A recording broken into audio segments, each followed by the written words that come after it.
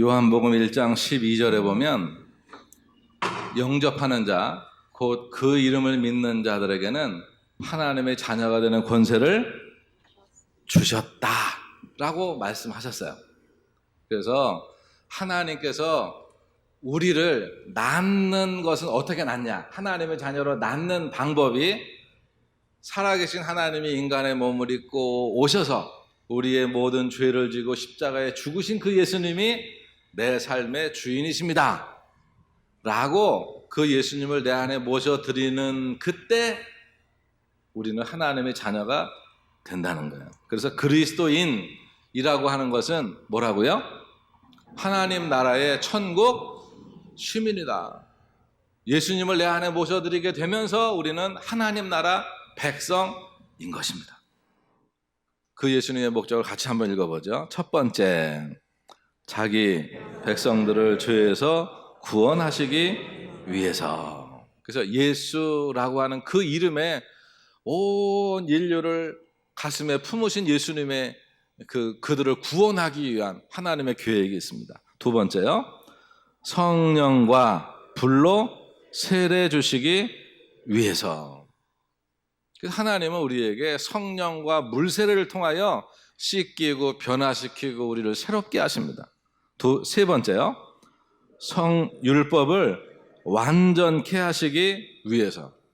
하나님이 주신 율법은 하나님 사랑, 이웃 사랑이잖아요. 근데 그것을 사람들이 적용함에 있어서 자꾸 이 죄를 지은 사람들의 이 시스템 오류로 자꾸 말씀 해석을 잘못하는 거예요. 그래서 예수님이 이 땅에 오셔서 율법은 이렇게 봐야 돼 라고 하면서 율법을 완성하러 오신 겁니다. 네 번째요, 죄인들을 불러 회개시키기 위해서. 그래서 예수님은 나는 자칭 의인이라고 하는 사람들을 부르러 온 것이 아니라 하나님의 은혜가 아니면 나는 못 살아요 라고 하는 죄인, 나는 아픈 데가 하나도 없어 라고 하는 건강한 자를 위해서 온 것이 아니라, 예수님 나의 연약함을 아시죠? 예수님이 저를 고치세요 라고 하는 예수님을 필요로 하는 이들을 위해서 오셨다는 거예요. 다섯 번째요, 하나님 아버지를 세상에 알리기 위해서. 그래서 하나님을 이 땅에 드러내기 위해서 하나님이 인간의 몸을 입고 오신 겁니다. 여섯 번째요, 이방인들에게까지 구원과 심판을 알리시기 위해서. 성전과 그리고 이제 성막에서 보면 지성소와 성소 사이에는 이렇게 한 뼘 정도 되는 천으로, 동물의 털로 짠 천으로 성소와 지성소가 막혀 있습니다.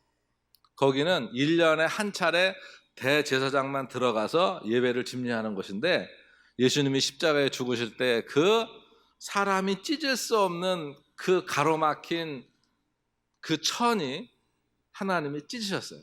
그리고는 벌리셔서 예수 그리스도 그분으로 말미암아 온 세계 만민들이 다 돌아와 구원을 얻도록 하신 겁니다. 일곱 번째요, 그리스도의 교회를 세우기 위하여.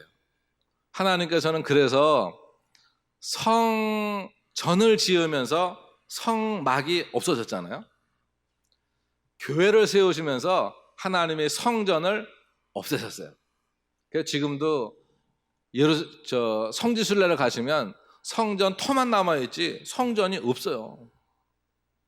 이제는 교회의 시대라고 하는 것입니다. 교회를 세우기 위해서 오셨어요. 여덟 번째요, 잃은 자를 찾아 구원하시기 위해. 이 땅에 하나님을 잡지 못하여, 하나님을 믿지 못하여 하나님 앞에 떨어진 영혼, 잃은 영혼들을 구원하시기 위해 우리의 목자로 이 땅에 오셨습니다. 아홉 번째요, 자기 목숨을 많은 사람들의 대속물로 주시기 위하여. 십자가가 증거입니다. 주님은 십자가가 이게 좀 끔찍한 사형틀이었는데, 예수님이 그 십자가를 지시면서 그 십자가가 우리의 구원의 상징이 됐습니다. 열 번째요, 많은 사람이 죄사함을 받기 위하여. 그래서 예수님이 내가 곧 길이고 진리고 생명이다, 나로 말미암아서 하나님께로 가는 길이 활짝 열렸다는 거예요. 그래서 예수님을 통해 이 땅의 구원의 문이 열렸다는 겁니다. 이런 예수님께서 오늘 제자들에게 말씀하시는 거예요. 천국에서 큰 자는 이런 사람이야. 오늘 말씀에는요, 배경이 있습니다. 복음서는 예수님의 제자들이 썼는데 마태, 마가, 누가 그리고 그 후에 요한서가 써졌는데 이 마태, 마가, 누가 복음은 예수님의 제자들이 예수님이 말씀하신 걸 그날 저녁에 적은 게 아니에요. 예수님이 말씀하신 걸 가슴에 담고 머리에 담고 그리고 자기들이 입술에서 입술로 전해주고 구전으로, 그리고 나서 예수님이 한 30년 정도의 십자가에 달려 죽으시고 부활하시고 승천하셨는데 그 후에 한 30년 정도 뒤에 주님의 제자들이 기록을 한 겁니다. 네. 그러면서 그 당시는 예수님의 제자들이 막 복음을 전하며 믿는 사람들이 여기에도 각 지역마다 이게 믿음의 공동체 소그룹들이 많이 있을 때예요. 그리고 그 소그룹들이 뭉쳐서 교회 공동체를 이룰 때입니다. 그러니까 그때는 교회 공동체에서 지도자를 찾을 때예요. 도대체 교회의 지도자는 누가 돼야 되느냐? 학교에서 선생님을 공채할 때도 보면 자격이 있잖아요. 학위, 그 다음에 어떤 일정한 연수를 받아야 되고 뭐 이런 자격이 있듯이 이게 교회 공동체에서도 어떤 지도자가 필요한데 그 지도자는 어떤 자격을 가진 사람이냐라고 할 때 예수님이 주셨던 이 말씀들을 사람들이 기억한 거예요. 그래서 제자들이 사실은 묻잖아요. 예수님, 천국에서는 누가 커요? 이 말을 할 때의 제자들의 상황은요, 아직 예수님의 십자가 죽음도 경험하지 못했고 성령의 체험도 경험하지 못했을 때라 그 제자들은 예수님 뒤편에서는 계속 투닥투닥거립니다. 그러는 이유가 뭐냐 하면 예수님이 이 땅에 왕이 되셨을 때 그 서열상 누가 먼저 돼야 되냐, 누가 큰 자가 돼야 되냐, 그것 가지고서는 막 다툴 때예요. 그래서 천국에서는 누가 큽니까? 라고 하는 제자들의 질문에 예수님이 이렇게 대답을 하시는 겁니다. 첫 번째, 성령의 음성을 듣겠습니다. 같이 읽어보시죠. 어린아이와 같이 겸손한 자가 큰 자다. 어린아이처럼 겸손해야 된대요. 겸손이 지도자의 덕목이고 겸손한 자를 큰 자라고 하는 겁니다. 내가 라고 하는 자가 큰 자가 아니고 겸손하게 남을 높여주는 사람이 큰 자래요. 이것은 기존 교회에서도 마찬가지입니다. 직분을 세울 때 집사, 권사, 장로, 전도사, 목사, 그리고 속회에서 속장, 그리고 선교회의 장, 그리고 무슨 그룹에, 믿음의 그룹에서 누가 이 그룹을 위해서 정말 헌신하며 기도할까?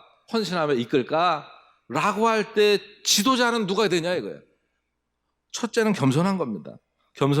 겸손이라고 하는 말을 한자로 풀어보니까 공손하고 몸을 낮추는 자예요. 그래서 반대말은 자랑, 교만, 거만, 오만, 자고한 겁니다.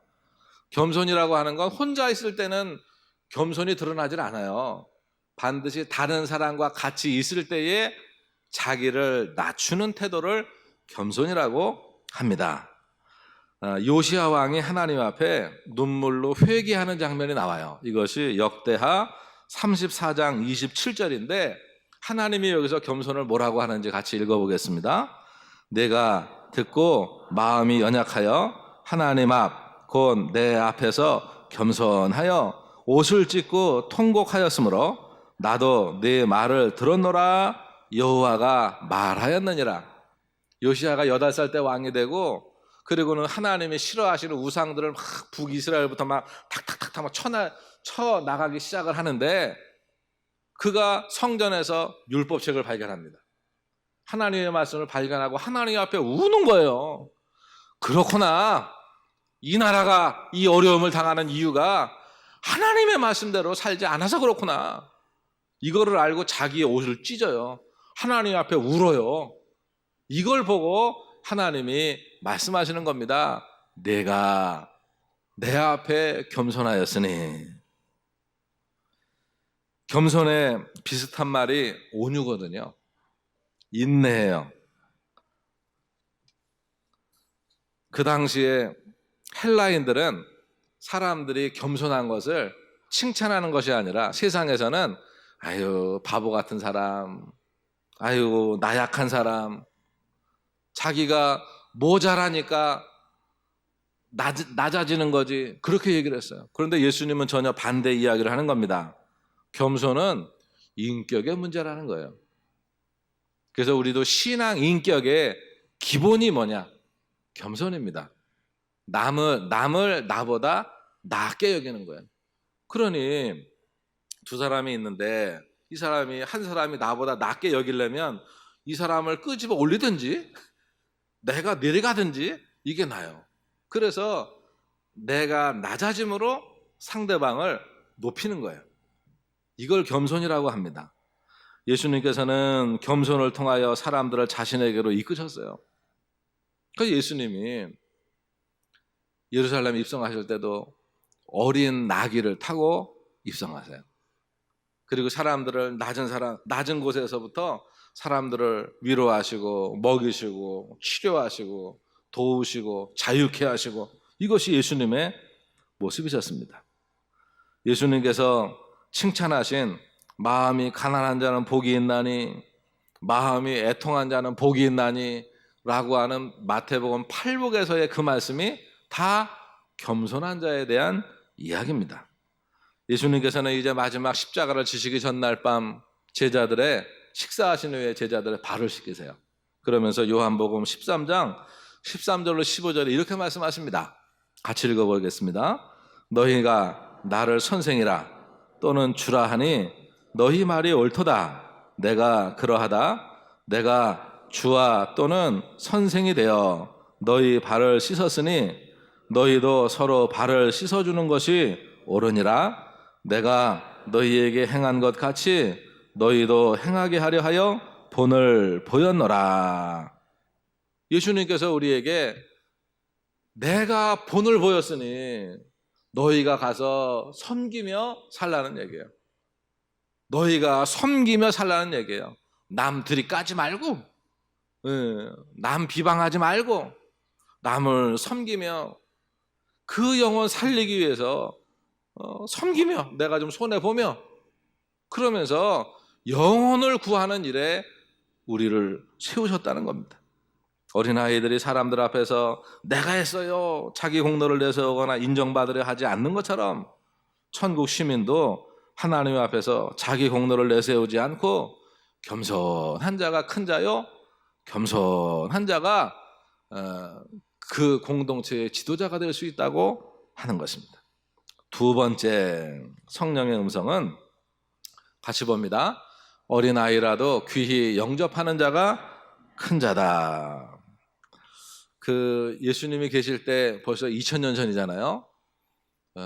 그 당시만 해도 어린아이들이 숫자로 쳐주질 않았어요. 여인도 마찬가지고.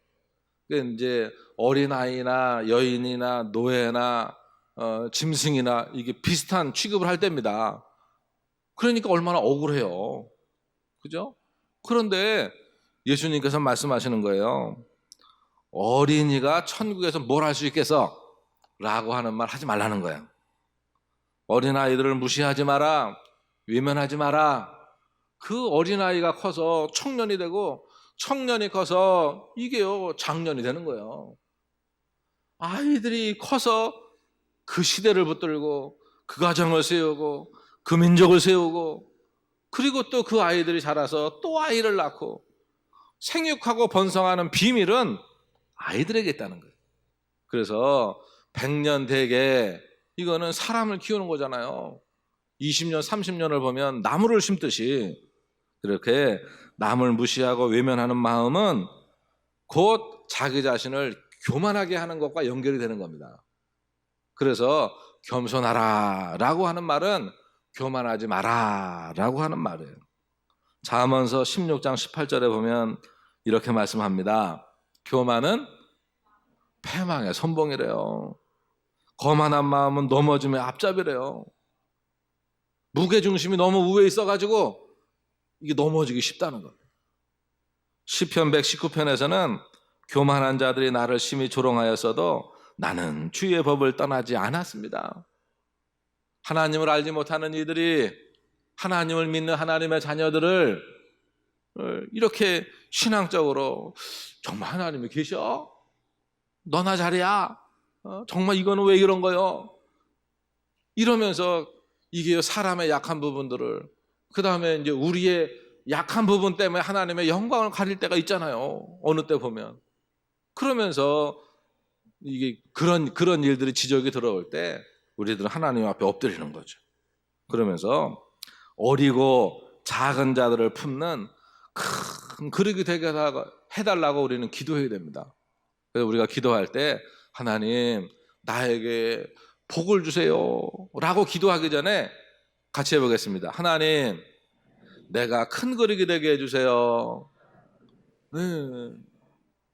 그릇이 똑같으면 설거지할 때 말이에요. 그릇이 똑같으면 하나씩 자꾸 올라가. 설거지한 뒤에 쌓을 때 비밀이 뭡니까? 작은 걸 큰 놈이 안아주는 거예요. 그러면 이게요 폭이 훅 줄어들어요. 문제는 뭐냐? 남의 문제가 아니고 내가 더 큰 그릇이 되지 못한 게 문제다 라고 생각하여 하나님 앞에 하나님 내가 큰 그릇이 되게 해주세요. 품는 자가 되게 해주세요. 이렇게 기도하는 자가 지도자라고 하는 거예요. 이런 자가 큰 자라고 하는 겁니다. 세 번째 같이 봅니다. 어린아이에게 본이 되는 자가 큰 자다. 지금 이 시대에도 여전히 사람들이 찾는 건 누구냐 하면 샘플링이 되는 사람이에요. 그래서 당신은 누구처럼 되고 싶어요? 아이들에게 묻잖아요. 초등학교 때 너는 누구처럼 되고 싶어? 그럼 그전엔 그렇게 이순신 장군이 많았는데, 그렇게 대통령이 많았는데 말이에요. 네? 그러면서 저는요 뭐 이러면서 지금 이 시대에도 그런 인물들이 있습니다. 특별히 자녀들에게 넌 누구처럼 되고 싶어? 누구처럼 살고 싶어? 그러면 부모님처럼 살고 싶어요. 그랬으면 좋겠습니다. 안 하면? 그래서 이게 정말 제가 부모님의 엄마의 사랑을, 아빠의 사랑을 받고 보니까 너무 감사해요. 신앙은 내가 부모님을 쫓고 싶어요. 부모는 항상 자녀에게 그럽니다. 나보다 큰 자가 되라. 나보다 큰 그릇이 되라. 우리가 전도한 이도 마찬가지예요. 바울은 장가 안 갔는데 디모데를 자기 믿음의 아들이라 그래요. 아들아 표현을 합니다. 내가 전도한 사람은 나의 자녀예요. 영적 자녀예요. 그래서 영적 자녀 앞에 나는 이게 본이 되는 삶을 살기 위해서 힘쓰고 애쓰고 노력을 해야 돼요.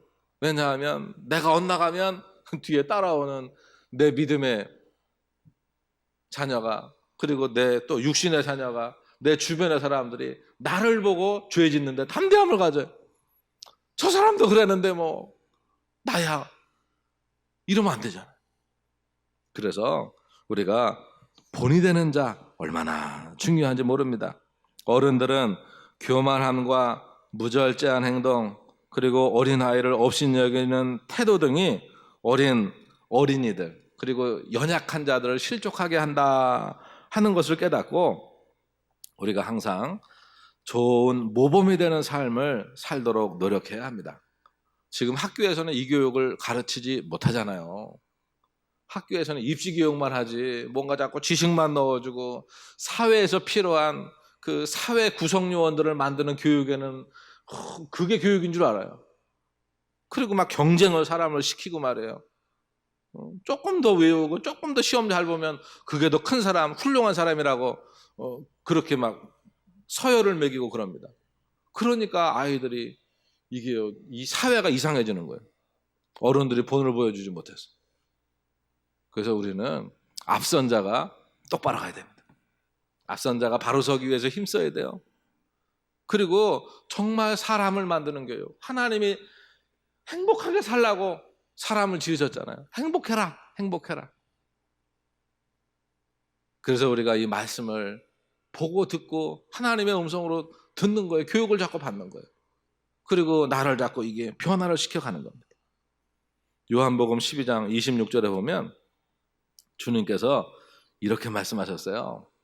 나를 따르라 말씀하시네요. 같이 봅니다. 사람이 나를 섬기려면 나를 따르라. 나 있는 곳에 나를 섬기는 자도 거기 있으리니 사람이 나를 섬기면 내 아버지께로 그를 귀히 여기시리라. 네 번째, 성령의 음성이에요. 같이 봅니다. 작은 자 하나라도 끝까지 보살피는 자가 큰 자다. 어린아이는요, 특징이 어디로 갈지를 잘 몰라요. 그래서 엇나가기 쉽고, 그리고 왔다 갔다 방황하기 쉽습니다. 그리고 한번 엇나가면 돌아오기가 또 쉽지가 않아요. 그래서 예수님이 이제 성경에서도 보면 시편 23편에 뭐라 그랬어요? 여호와는 나의 목자십니다라고 하는 건 양이 어디로 가야 할지 모를 때 풀력이 있다, 물력이 있다, 여기 가면 안전하다, 지켜주는 지도자는 누구냐? 큰 자는 누구냐? 보호자요, 인도자라고 하는 것입니다. 그래서 예수님께서 이렇게 말씀하시지요. 마태복음 18장 12절에 같이 봅니다.